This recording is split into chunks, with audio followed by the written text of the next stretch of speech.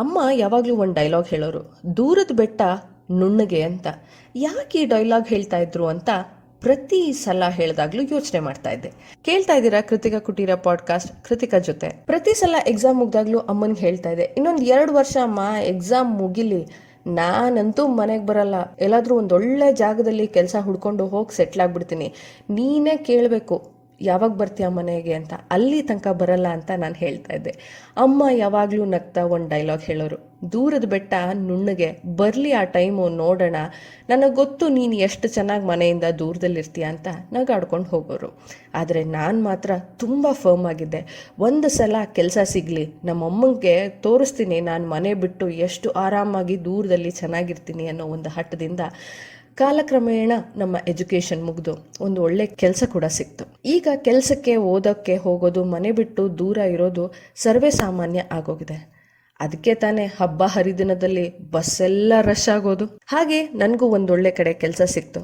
ಮೊದಲಿಗೆ ಆ ಹೊಸ ಜಾಗನ ಎಕ್ಸ್ಪ್ಲೋರ್ ಮಾಡೋದ್ರಲ್ಲಿ ಖುಷಿ ಇತ್ತು. ಹಾಗೆ ಕರೆಕ್ಟ್ ಟೈಮ್ಗೆ ಸಂಬಳ ಬರ್ತಾ ಇತ್ತು. ಆ ಸಂಬಳದಿಂದ ಮೋಜು ಮಸ್ತಿ ಮಾಡ್ತಾ, ಮನೆಯವ್ರ ಜೊತೆ ಶೇರ್ ಮಾಡ್ತಾ ಆರಾಮಾಗಿ ಖುಷಿಯಿಂದ ಇದ್ದೆ. ಆದರೆ ಕಾಲಕ್ರಮೇಣ ಮನೇನ ತುಂಬಾ ಮಿಸ್ ಮಾಡ್ಕೋತಾ ಇದ್ದೀನಿ. ಅದರಲ್ಲೂ ಹಬ್ಬಗಳು ಯಾವಾಗ ಬರುತ್ತೆ ಅಂತ ಪ್ರತಿದಿನ ಕ್ಯಾಲೆಂಡರ್ ನೋಡ್ತೀನಿ. ಅದರಲ್ಲೂ ಕಂಟಿನ್ಯೂಸ್ ಆಗಿ ರಜಾ ಬಂದ್ರಂತೂ ಆ ಖುಷಿಗೆ ಬೆಲೆನೇ ಕಟ್ಟಕ್ಕಾಗೋದಿಲ್ಲ. ಅವಾಗೆಲ್ಲ ಅಮ್ಮಂಗೆ ಫೋನ್ ಮಾಡಿ ಹೇಳೋದು, ಅಮ್ಮ ಈ ತಿಂಗಳು 3 ದಿನ ರಜಾ ಇದೆ, ಆರಾಮಾಗಿ ಬಂದು ಮಲ್ಕೋತೀನಿ ಅಂತ. ಅಮ್ಮ ಆಯಿತು ಆಯಿತು ಅಂತ ಹೇಳಿ ನಗಾಡ್ಕೊಂಡು ಫೋನ್ ಇಡೋದೇ ಆಗಿದೆ. ಹಾಗೆ ಈ ಸತಿ ಕೂಡ ಸಂಕ್ರಾಂತಿ ಹಬ್ಬ ಸೋಮವಾರ ಬಿದ್ದಿದ್ರಿಂದ ಶನಿವಾರ ಭಾನುವಾರ ಸೋಮವಾರ 3 ದಿನ ರಜಾ ಇತ್ತು ಅಂತ ಖುಷಿಗೆ ಮನೆಗೆ ಬಂದಿದ್ದಾಯಿತು. ಖುಷಿಲಿ ಬೇಕಾಗಿರುವಂತಹ ತಿಂಡಿ ತಿನಿಸು, ಫ್ರೆಂಡ್ಸ್ ಜೊತೆ ರಿಲೇಟಿವ್ಸ್ ಜೊತೆ ಸಂಕ್ರಾಂತಿ ಹಬ್ಬನ ಖುಷಿಯಿಂದೆಲ್ಲ ಆಚರಿಸಿ ತುಂಬ ಬೇಜಾರಾಗೋದು ಒಂದೇ ಒಂದು ವಿಷಯ. ಅದೇ ಹಬ್ಬ ಮುಗಿಸಿ ಮಾರನೇ ದಿನ ಬೆಳಗ್ಗೆ ಎದ್ದು 5 ಗಂಟೆ ಟ್ರೈನಿಗೆ ಓಡೋದು. ಬೆಳಗ್ಗೆಯಿಂದ ಸಂಭ್ರಮದಿಂದ ಇದ್ದು, ಅಯ್ಯೋ ಹಬ್ಬ ಮುಗ್ದೋಯ್ತಲ್ಲಪ್ಪ, ನಾಳೆ ಬೆಳಗ್ಗೆ ಎದ್ದು ಹೋಗ್ಬೇಕಲ್ಲ ಅನ್ನೋ ಒಂದು ನೋವಿದೆಯಲ್ಲ, ಅದನ್ನ ಹೇಗೆ ಅಂತ ಎಕ್ಸ್ಪ್ಲೇನೇ ಮಾಡೋಕ್ಕಾಗಲ್ಲ ಅಂತ ನನ್ಗನ್ಸುತ್ತೆ. ಬೆಳಗಿಂದ ಏನೆಲ್ಲ ಆಯಿತು ಅಂತ ನೆನೆಸ್ಕೊಂಡು ತಲೆ ದಿಂಬಿಗೆ ತಲೆ ಕೊಟ್ಟ ತಕ್ಷಣ ಒಂದು ಕಡೆ ಖುಷಿ, ಇನ್ನೊಂದು ಕಡೆ ಅಲಾರಾಮ್ ಇಟ್ಟಿರೋದು ಮರ್ತೋಗಿದ್ದೀವ ಅಂತ ಪದೇ ಪದೇ ಮೊಬೈಲ್ನ ನೋಡ್ತಾ ಇರ್ತೀವಿ.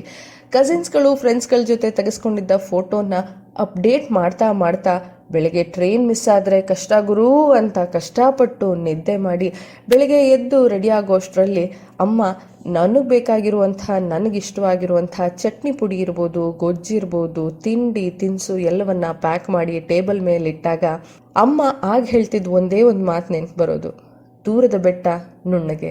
ರೆಡಿ ಆಗ್ತಾ ಹಾಗೆ ಮತ್ತೆ ಕ್ಯಾಲೆಂಡರ್ ನೋಡಿದೆ. ಮತ್ತೆ ಯಾವಾಗ ಈ ಥರ ಕಂಟಿನ್ಯೂಸ್ ಆಗಿ ರಜಾ ಬರುತ್ತೋ, ಮತ್ತೆ ಯಾವಾಗ ನಮ್ಮ ಮನೆಯಲ್ಲಿ ಯಾವ್ದಾದ್ರು ಫಂಕ್ಷನ್ ಬರುತ್ತೋ, ಮತ್ತೆ ಯಾವಾಗ ನನ್ನ ಈ ಫಂಕ್ಷನ್ಗೆ ನೀನು ರಜಾ ಹಾಕ್ಬಿಟ್ಟು ಬಾ ಅಂತಾರೋ, ಅಥವಾ ಮತ್ತೆ ಯಾವಾಗ ರಜಾ ಹಾಕೋಕೆ ಕಾರಣ ಸಿಗುತ್ತೋ ಅಂತ ಕ್ಯಾಲೆಂಡರ್ನೇ ದಿನ ನೋಡುವಂಥ ಸ್ಥಿತಿ ಬಂದಿದೆ ಅಂತ ಹೇಳಿ ಅಮ್ಮ ಕೊಟ್ಟಿದ್ದ ಎಲ್ಲ ತಿಂಡಿ ತಿನಿಸನ್ನ ಬ್ಯಾಗ್ಗೆ ಪ್ಯಾಕ್ ಮಾಡಿಕೊಂಡು ಅಮ್ಮಂಗೆ ಬಾಯ್ ಹೇಳಿ ಫೋನ್ ಮಾಡ್ತೀನಮ್ಮ ಅಂತ ಹೊರಡ್ತೀವಿ.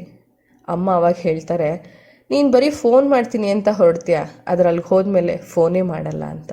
ಹೌದು, ನಾವು ಒಂದು ಸತಿ ಮನೆಯಿಂದ ಹೊರಟ ಮೇಲೆ ಎಷ್ಟೇ ಬೇಜಾರಿದ್ರು ಕೆಲಸದ ಒತ್ತಡದ ಜೊತೆಗೆ ಮನೆಗೆ ಫೋನ್ ಮಾಡೋದೇ ಎಷ್ಟೊಂದು ಜನ ಮರ್ತ್ಬಿಡ್ತಾರೆ. ಸೊ ಮನೆಯಿಂದ ಹೊರಡ್ಬೇಕಾದ್ರೆ ಎಷ್ಟೊಂದನ್ನೆಲ್ಲ ಯೋಚನೆ ಮಾಡ್ತೀವಿ, ಆದರೆ ಕೆಲ್ಸಕ್ಕೆ ಹೋದ್ಮೇಲೆ ಕೆಲಸದ ಪ್ರಪಂಚದಲ್ಲೇ ಮುಳುಗಿ ಹೋಗಿರ್ತೀವಿ. ಈ ಗ್ಯಾಪಲ್ಲಿ ಮನೆಯವ್ರಿಗೋಸ್ಕರ 1 ನಿಮಿಷ ಟೈಮ್ ಕೊಡೋಣ, 1 ನಿಮಿಷ ಮಾತಾಡೋಣ ಅಂತ ಹೇಳ್ತಾ, ನಿಮಗೂ ಈ ಥರ ಅನುಭವ ಆಗಿದ್ರೆ, ಈ ಥರ ಎಕ್ಸ್ಪೀರಿಯನ್ಸ್ ನಾನೂ ಮಾಡಿದ್ದೀನಿ ಅನ್ನೋದಾದರೆ ಕಮೆಂಟ್ ಮಾಡಿ. ಹಾಗೆ ನನ್ನ ಈ ಒಂದು ಪಾಡ್ಕಾಸ್ಟ್ ಇಷ್ಟ ಆದಲ್ಲಿ ಲೈಕ್ ಮಾಡಿ, ಶೇರ್ ಮಾಡಿ. ಫಸ್ಟ್ ಟೈಮ್ ಕೇಳ್ತಾ ಇದ್ರೆ ಕೃತಿಕಾ ಕುಟೀರ ಯೂಟ್ಯೂಬ್ ಚಾನಲ್ನ ಸಬ್ಸ್ಕ್ರೈಬ್ ಮಾಡಿ ನನ್ನ ಮತ್ತಷ್ಟು ಪಾಡ್ಕಾಸ್ಟ್ಗೆ ಅಂತ ಹೇಳ್ತಾ, ಮನೆಯವ್ರಿಗೆ ಕಾಲ್ ಮಾಡೋದನ್ನು ಮರಿಬೇಡಿ. And take care of yourself. Bye.